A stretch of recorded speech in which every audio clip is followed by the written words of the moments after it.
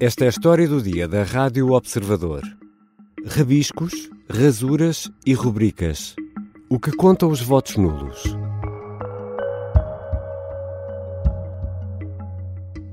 Foram praticamente 59 mil votos nulos nas legislativas de 18 de maio deste ano. São boletins rejeitados na contagem pelas mais variadas razões que podem ir do mau preenchimento ao protesto mais sentido ou até mesmo à brincadeira. O Observador pediu para consultar alguns dos boletins anulados para tentar perceber, afinal, o que diziam. E é sobre isso que vou conversar com a jornalista do Observador, Ana Salês, editora adjunta de Economia, que mergulhou no surpreendente mundo dos votos nulos. Eu sou Ricardo Conceição e esta é a história do dia de segunda-feira, 14 de julho.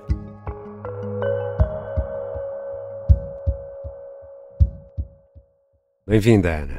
Olá, Ricardo. Ana, há um sítio onde estão guardados os votos nulos? Onde é que é esta Tens caixa? essa curiosidade. Tenho. Onde é que é esta caixa forte? Há um sítio onde estão guardados os votos, todos, não só os nulos. Ok. Não é? Mas essa é uma boa pergunta porque foi uma saga descobrir onde é que estão e a quem é que tinha de ser feito o pedido. Teve de ser feito ao Tribunal Judicial da Comarca de Lisboa, porque os votos que consultámos foram só os do Círculo Eleitoral de Lisboa e os votos estão espalhados pelo país, digamos assim. Uhum. E fizemos o pedido de consulta que foi autorizado pelo juiz.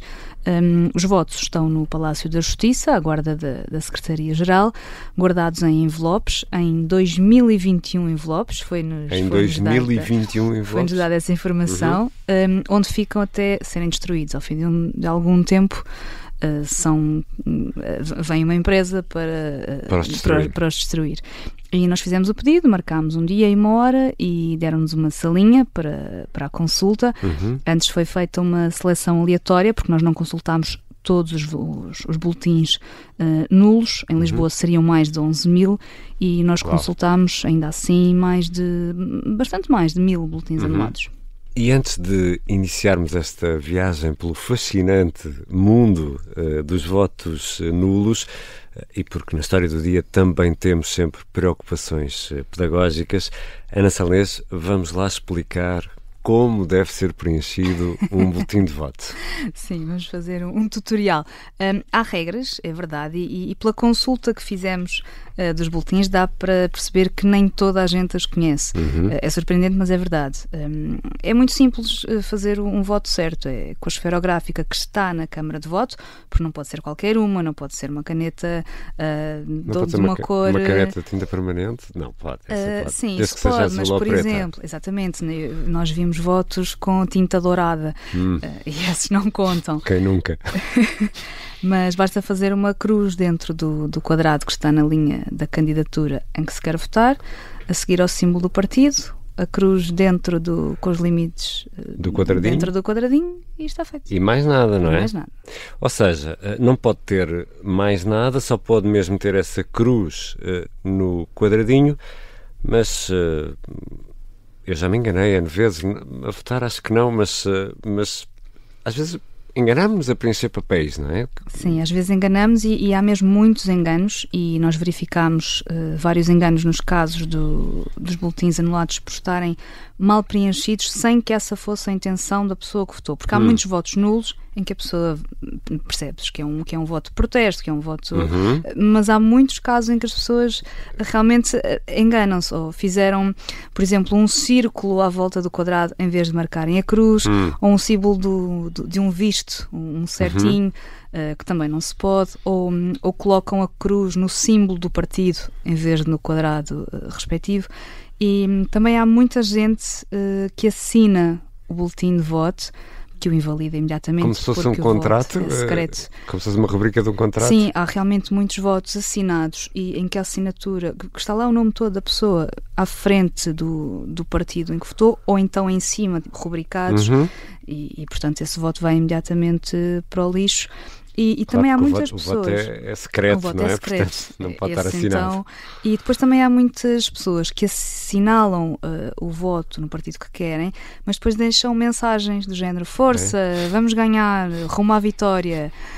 Ou seja, eu pelo menos entendo que essa pessoa queria que o seu voto fosse válido e nestes casos não pode ser.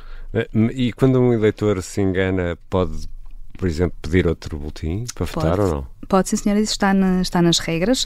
O eleitor pode, por exemplo, o boletim que pediu primeiro está errado, tem que ser tornado, tem que ir para o lixo, mas isso tem que estar assinalado. Por exemplo, pode assinalar todos os quadrados para escolher a opção, esconder a opção errada que tinha tomado. Pode pedir outro boletim de voto ao presidente da mesa, devolver-lhe o errado.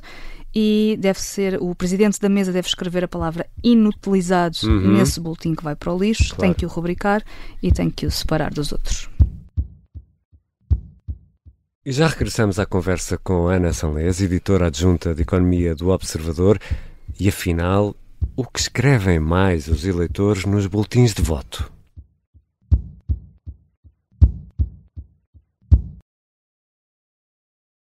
Estamos de regresso à conversa com Ana Sanlés, jornalista, editora adjunta de Economia do Observador. Ana, estamos a falar de enganos. Ao consultares os boletins de voto, conseguiste perceber se confirma ou não aquela ideia que já vem de longe, por exemplo, que há eleitores que trocam o PCP pelo PCTP-MRPP ou, mais recentemente, a AD pelo ADN? Olha, foi uma das conclusões curiosas e mais óbvias que retirámos. Há, de facto, muitos eleitores, e eu estou a falar de dezenas, entre os mais ou menos 1000 que consultámos, que confundem a AD com o ADN. E esse é o engano mais comum. Como é que isso se percebe? É muito simples. Tu pegas no boletim e o quadrado do ADN tinha lá uma cruz que foi riscada e depois há uma cruz que é feita na AD. E algumas pessoas até deixam mensagens como considerar este, ou põem não aplicável junto àquele que está errado. Portanto, foram mesmo... Portanto, queriam mesmo votar num e acabaram por votar noutro. Queriam votar num e acabaram por votar noutros. E os enganos, como dizias, não são só entre a AD e o ADN, apesar de ser um número muito superior em relação aos outros. Também há enganos entre o PCP e o PCTP-MRPP. E ainda há também algumas, não muitas, confusões entre a Iniciativa Liberal e o Partido Liberal Social. Que é novo, concorreu agora pela primeira vez. Que é novo e não é? Tem uma característica que é o símbolo. No símbolo deste partido, a palavra liberal é bastante visível, enquanto no símbolo da IEL só se vê um I. Portanto, daí talvez estas confusões. Ana, mas eu estou muito curioso com... O que é que encontraste mais nestes boletins? Bem, eu não vou mentir, insultos. Há muitos insultos aos políticos nos boletins de voto. Alguns clássicos, ladrões, palhaços, corruptos, pedintes do tacho, foi um que eu gostei. Pedintes do tacho. Dum não escapa um. E depois há alguns bastante mais agressivos. Não sei se queres que eu diga. Vamos embora. De certeza, na rádio?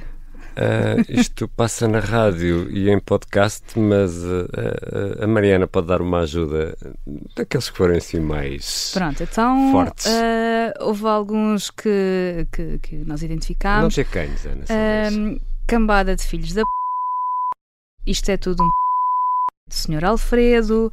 É só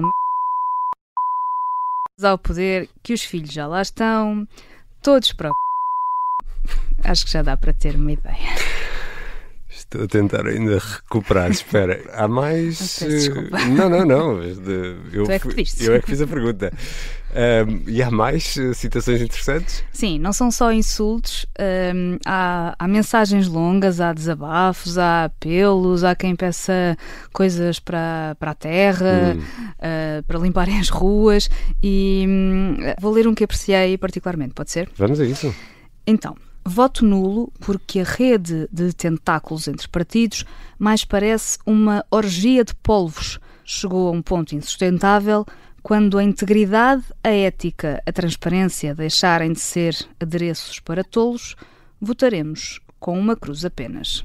achei poético. Ora está, portanto as pessoas ainda perdem tempo a escrever. Sim, há verdadeiras composições nos boletins de voto. Por isso se calhar explica às vezes a demora nas filas. E também acredito que existam manifestações de arte pictórica nos boletins. Espero que tenhas encontrado bons desenhos. Sim, há alguns bonecos, uns mais obscenos do que outros. Outros que são só artísticos. Um dos boletins tinha um grande pintainho desenhado. Um pintainho no boletim inteiro. Há vários desenhos de porcos, de palhaços, de flores, de cravos, com mensagens alusivas ao 25 de Abril. E disseram-nos que às vezes há mesmo pinturas com várias cores. Lá está as pessoas que se demoram. Com várias cores. Nós não apanhámos nenhuma. Mas acho que também é comum. Devíamos fazer uma exposição desses quadros. E há também, por exemplo, figuras alternativas ou não? Eu acho que se há uma coisa que os votos nulos comprovam é que os portugueses são muito imaginativos. É isso, algumas das minhas, eu esperava. Assim, eu também esperava e não fiquei desiludida. Então o que é que encontraste nos Então, boletins? algumas das minhas obras preferidas, um dos eleitores escreveu os nomes das personagens do Senhor dos Anéis que compõem a Irmandade do Anel.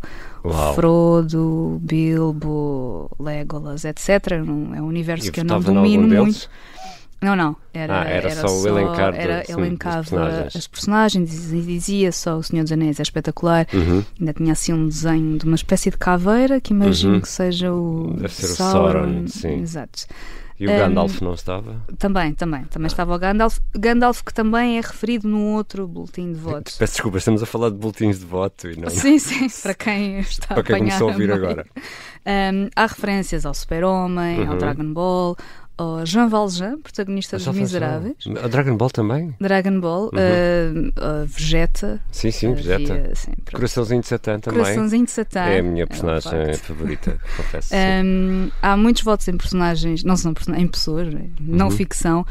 Papa Francisco, Dom Sebastião, Pedro Sanches, Manuel Vieira, do Zenapá 2000, teve um voto. Mas, e pronto, vou ter que dizer isto, os campeões de votos são mesmo os clubes, neste caso um clube, e recordo aqui que as eleições, as últimas legislativas foram no dia a seguir ao Sporting ter sido 18 de maio. Bicampeão. Portanto, houve muitos votos no Sporting, muitos votos no Gyökeres. A sério? Gyökeres é presidente, o nome do jogador escrito na folha toda, mas assim, largas dezenas. E o Gyökeres a conseguir muitos votos aí nessa altura ainda estava, ainda havia esperança. Exato. Também no Rui Borges, o Benfica foi o clube que vem a seguir nos votos. Não encontramos votos no Futebol Clube do Porto, encontramos um no Operário Futebol Clube. Operário, um clube histórico de Lisboa. Aqui chegados, Ana Salês, agora vamos dar alguma seriedade a isto? É melhor. Não, tivemos sempre sérios. Os votos nulos têm-se mantido estáveis ou tem havido alguma variação de eleição para eleição?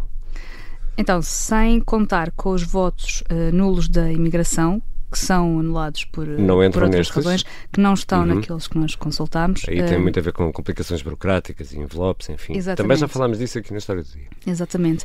Mas nestes que nós consultámos, no total, nestas legislativas, houve 59 mil votos anulados. No ano passado foram mais de 67 mil. Se andarmos um bocadinho mais para trás, em 2022 foram 83 mil.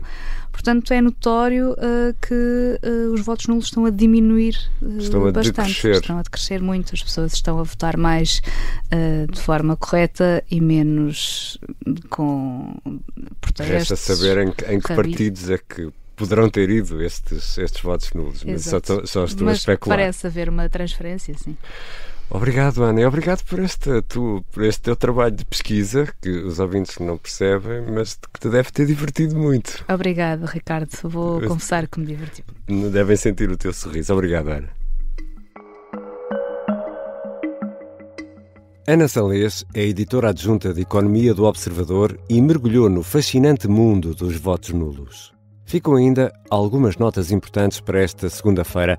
Os tribunais continuam no centro da atenção mediática Esta segunda-feira devem ser conhecidas as decisões de 2 casos importantes. O do ex-motorista do ex-ministro Eduardo Cabrita, acusado de atropelamento mortal na A6, e ainda a decisão do Tribunal no caso da agora deputada do Chega, Cristina Rodrigues, que, enquanto deputada eleita pelo PAN e já depois de ter saído do partido, terá alegadamente apagado milhares de e-mails do PAN quando já não deveria ter acesso ao correio eletrónico do partido.